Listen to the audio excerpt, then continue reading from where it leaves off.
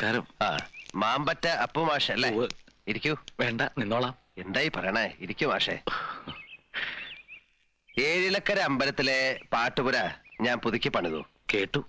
അതിപ്പോ പുനരുദ്ധാരണം കഴിഞ്ഞ് തുറക്കുന്നത് ഏതെങ്കിലും ഒരു നല്ല കലാപരിപാടിയോടാവണമെന്നാ തീരുമാനം. അതിനിപ്പോ പേരുകേട്ട കേമത്തികളെ വേണമെന്ന് വെച്ചാ മംഗലശ്ശേരി മാധവമേനോന്റെ മകൻ വിചാരിച്ചാ നടക്കും. അതൊന്നും വേണ്ട. നമ്മുടെ നാട്ടിൽ തന്നെ മാഷിന്റെ ഒരു മകളുണ്ടെന്ന് ആരോ പറയുന്നത് കേട്ടു. എന്താ മിടുക്കത്തിയുടെ പേരെന്ന് എനിക്കറിയില്ല. ഭാനുമതി.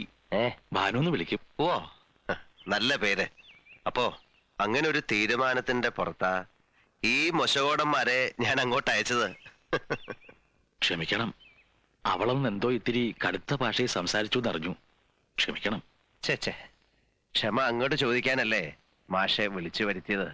അത് വേണ്ട, തെറ്റ് എന്റെ കുട്ടിയുടെയാണ്. എന്നാ പിന്നെ വരേ. മാഷൊന്ന് എണീക്ക. ഇത് 5100 ഉറുപ്പിയുണ്ട്, ഒരു ചെറിയ സമ്മാനം.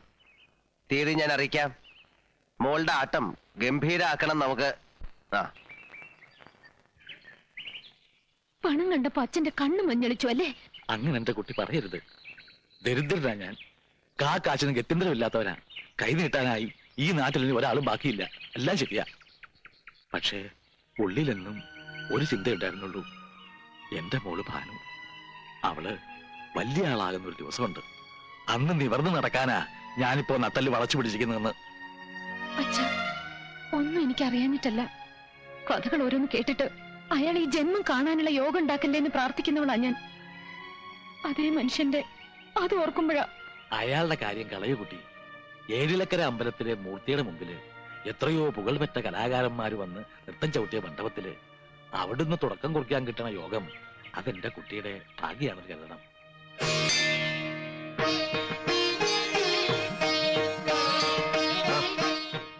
ചമയത്തിന് ഒരുക്കത്തിനുള്ള ഏർപ്പാടൊക്കെ മംഗലശ്ശേരി പത്തായപ്പേരിൽ ചെയ്തിരിക്കുക. അമ്പലത്തിൽ അതിനുള്ള സൗകര്യം ഇല്ലല്ലോ. വരിക.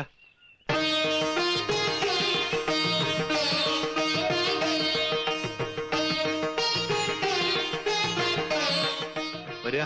ഇതാ പത്തായപ്പേരയിലേക്ക്. ഒരുക്കെല്ലാം പൂർത്തിയായ ഇവിടുന്ന് പോവാം അമ്പലത്തിലേക്ക്.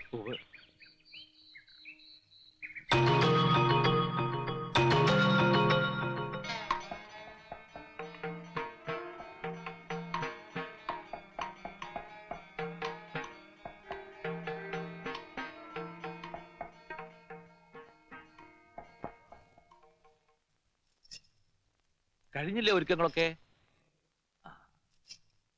ഒന്ന് കാണട്ടെ കുട്ടിയെ. അസലായിരിക്കണം. നൃത്തവും അങ്ങനെ തന്നെ ആവണം.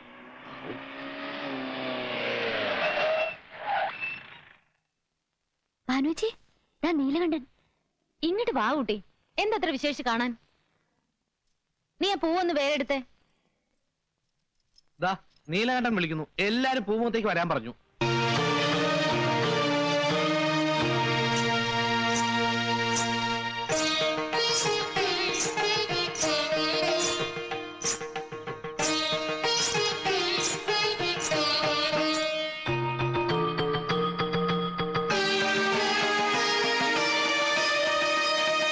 അപ്പോ ഇതാണ് അപ്പുമാഷിന്റെ മോളല്ലേ? തഞ്ചാവൂർ ഷൺമുഖം പിള്ളയുടെ ശിഷ്യ. കൊള്ളാം. എന്നാ തുടങ്ങാല്ലേ? ഉവ്വ്. എന്നാ നേരം കളയാണ്ട് അമ്പലത്തിലേക്ക് ഇറങ്ങാം. അമ്പലത്തിലല്ല, നൃത്തം എവിടാ നടക്ക? ഇവിടെ. ഈ മംഗലശ്ശേരിയുടെ പൂമുഖത്ത് കാണാൻ നീലകണ്ഠൻ മാത്രം. പിന്നെ ഇവൾ അതിശയിച്ചിറക്കി വിട്ട എന്റെ കൂട്ടുകാരും. എന്താ മനസ്സിലായില്ലേ? പറഞ്ഞത് അമ്പലത്തിലെ പാട്ടുപുര. പലതും പറഞ്ഞിട്ടുണ്ടാവും. ഇപ്പോഴെന്താ പറയുന്നെന്ന് വെച്ചാ അതനുസരിക്കുക. താമസിക്കണ്ട. കൂടുതൽ സംസാരിക്കുന്നത് എനിക്കിഷ്ടമല്ല.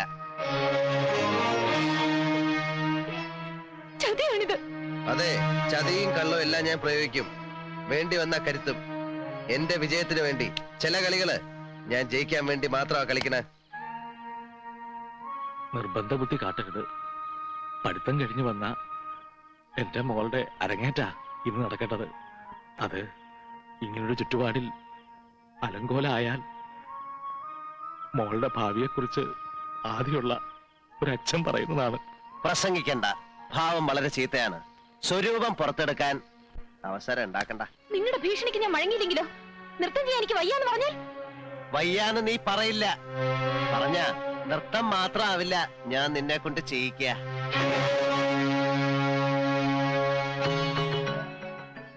5100 റുപ്യ നിന്റെ തന്ത വാങ്ങിക്കൊണ്ട് പോയത്. അത് മുതലാക്കാതെ ഒന്നിനെ ഈ പടിപ്പുരയ്ക്ക് പുറത്തേക്കാൻ വിടില്ല. ഇത് നീലകണ്ഠനാ. വെറും വാക്ക് പറയുന്ന ശീലം എനിക്കില്ല. പണം വാങ്ങിച്ചു എന്നുള്ളത് നേരാ. അത് ചോദിച്ചാൽ തിരിച്ചു തരാൻ എന്റെ ലോട്ടില്ല താനും. വേണമെങ്കിൽ എന്റെ ജീവൻ എടുത്തോളൂ. എന്നാലും എന്റെ മോളെ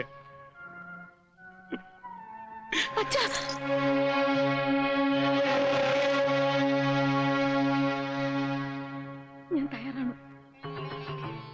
അങ്ങനെ വഴിക്കുവാ കുറുപ്പേ. ആട്ടവിളക്ക് കത്തിക്ക.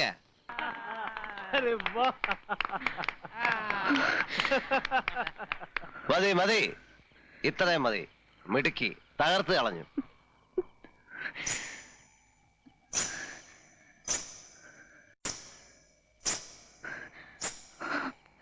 ജയിച്ചു അല്ലേ? അങ്ങനല്ലേ പാടുള്ളൂ. അതെ, വലിയ ആളല്ലേ നിങ്ങൾ. പേര് കേട്ട അച്ഛന്റെ പേര് കേട്ട മകൻ. ഞാനാരാ? നിസ്സാരയായ ഒരു പെണ്ണ്. പക്ഷെ ഒന്ന് മനസ്സിലാക്കുക, എന്റെ ഉള്ളിലുണ്ട് ചെറിയ ചില ജയങ്ങൾ ആഗ്രഹിക്കുന്ന ഒരു മനസ്സ്. അതിനെനിക്ക് തൃപ്തിപ്പെടുത്തിയേ പറ്റൂ. നിങ്ങളെപ്പോലെ രാഭാസന്റെ മുന്നിൽ ചിലങ്ക കെട്ടി ആടിയപ്പോ കളങ്കപ്പെട്ടത് ദൈവദത്തമായ ഒരു കലയാണ്.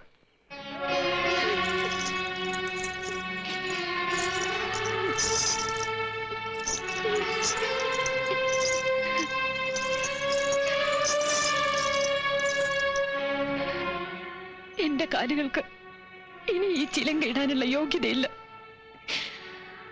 ഉള്ളിൽ 1000 മുള്ളു കുത്തിയിറങ്ങുന്ന വേദനയിലും എനിക്ക് സന്തോഷിക്കാൻ ഞാനിതിവിടെ ഉപേക്ഷിക്കുകയാണ് എന്നേക്കുമായി.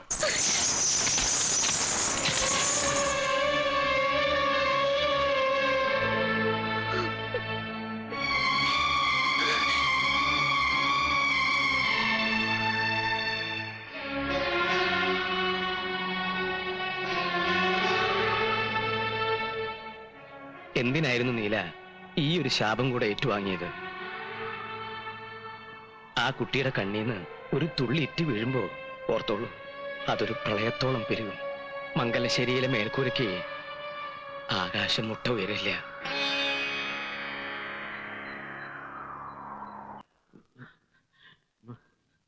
കുഴപ്പമായി. എന്താടോ?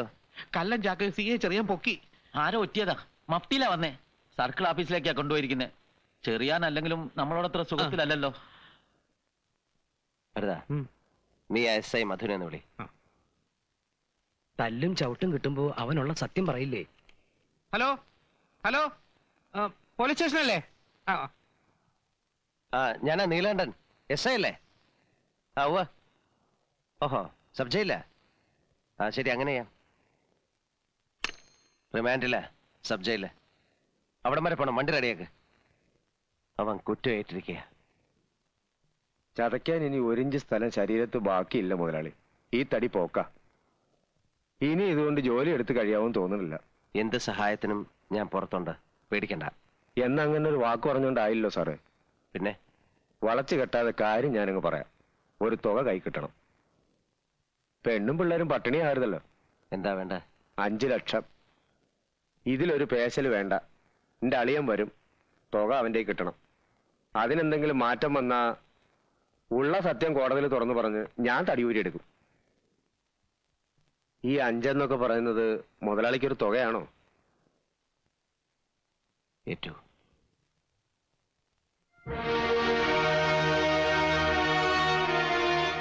അവൻ സന്ദർഭം മുതലെടുക്കുകയാണ്, കള്ളപ്പന്നി. ഇനി അത് നോക്കണ്ട, പെട്ടുപോയില്ലേ. എങ്ങനെയെങ്കിലും തലയൂരി എടുക്കുകയാണ് ഇപ്പൊ വേണ്ടത്. 5 ലക്ഷം. മേലേടത്തെ പറമ്പ് അല്ലേ വരേ? ഈ ചുരുങ്ങിയ സമയത്തിനുള്ളിൽ ആരുടെ അടുത്താ കാശ് തരാണ്ടാവുക? ഓരോരുത്തരെയും കൈ അയച്ച് സഹായിക്കുമ്പോ ഞാൻ പണ്ടേ പറയാറില്ലേ, നമുക്കൊരാപത്ത് വരുമ്പോ ആരും ഉണ്ടാവില്ലാന്ന്. ഇപ്പൊ അനുഭവത്തിൽ വന്നില്ലേ? താൻ പുരാണം വിളമ്പാതെ പറമ്പിൽ ഒരാളെ പറയടോ. കുന്തം വിഴുങ്ങിയതുപോലെ നിൽക്കാൻ നിങ്ങളൊക്കെ ഒന്ന് വാതുറക്ക്. ആളെന്ന് വെച്ചാ ഇപ്പൊ റെഡി ക്യാഷ് കയ്യിലുള്ള ഒരാളേ ഉള്ളൂ, വീരാൻകുട്ടി. അവനോ? അതാ സത്യം. നാണക്കേട് ഓർക്കണ്ട. വേറൊരു വഴി ഇല്ലാത്തോണ്ടാ അവനെ തന്നെ കാണാം. ഞാനൊന്ന് സൂചിപ്പിച്ചിരുന്നു, ഇടനിലക്കാരൊന്നുമില്ലാതെ നീലൻ തന്നെ നേരിട്ട് വന്ന് സംസാരിക്കണമെന്നാ അവൻ പറഞ്ഞത്. മനസ്സിലായി. വേറെ ഒരു വഴിയില്ല അല്ല വരേ? ഇല്ല, സമയവും നമ്മുടെ കയ്യിൽ കുറവാ. എനിക്ക് നിങ്ങളോട് ഒരു അലോഹ്യല്ല എന്നെ. നിങ്ങളെ കൊണ്ട് അന്ന് അങ്ങനെ പറയിപ്പിച്ചതും ഇന്ന് ഇവിടെ ഇങ്ങനെ ഇരുത്തിച്ചു എല്ലാം പടച്ചോന്റെ ഒരു കളി. എന്നാ ഞാൻ എന്റെ വില അങ്ങ് പറയാം. എന്താ വരേ? ഒരു 6 ഉറുപ്പ്യക്കാണെങ്കിൽ ഞാൻ എടുത്തോളാം.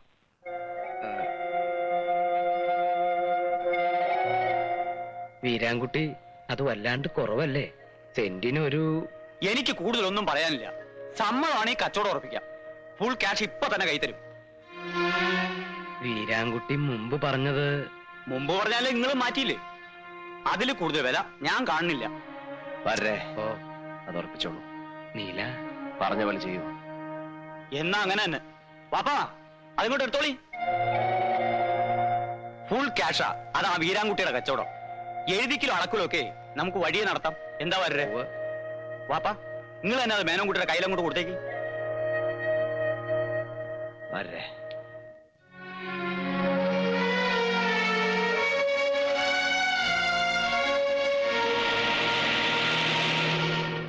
മേലയിടത്തെ പറമ്പ് കയ്യിന്ന് പോയിന്ന് വെച്ചാ വരുമാനത്തിന്റെ 1/3 നഷ്ടപ്പെട്ടു എന്നാ. ഏത് കണ്ണുപൊട്ടനും 10-12 രൂപ തരുന്ന വസ്തുവാ 6 രൂപയ്ക്ക് അവൻ തട്ടിയെടുത്തത്.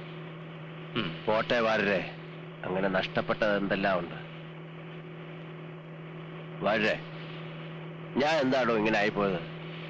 താൻ ചിന്തിച്ചിട്ടുണ്ടോ അത്? ചിന്തിച്ചിട്ട് ഒരു എത്തും പിടിയും കിട്ടാത്ത കാര്യ. ആ തലവര അല്ലാതെ എന്താ ഞാൻ പറയാ. എന്നാ ഇനി ചിന്തിച്ച് ഞാൻ പ്രയാസപ്പെടണ്ട. ഞാൻ ഇങ്ങനെ തന്നെയാ. അതെന്താ എന്ന് ചോദിച്ചാ ഞാൻ അങ്ങനെ തന്നെ, അത്ര തന്നെ. ഇതൊന്നും അല്ലാത്തൊരു നീലണ്ടെന്ന് വെച്ചാ അത് മറ്റാരും ആയി പോവും.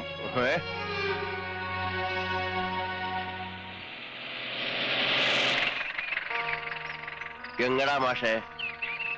എങ്ങോട്ടും ഇല്ല. എന്നാ കേറാ. ഇല്ല, പോട്ടെ. അതെന്ത് പറച്ചില്ല മാഷേ? ഇങ്ങോട്ട് കയറൂന്നേ. വേണ്ട, എന്നെ വിട്ടേക്കൂ. ഇല്ല, തൽക്കാലം നിങ്ങളെ വിടാൻ ഉദ്ദേശിച്ചിട്ടില്ല. കേറിയില്ലേ നീലണ്ണ പൊക്കിയെടുത്ത് ജീപ്പിലിടും. നല്ല കുട്ടിയായിട്ട് കേറിക്കേ.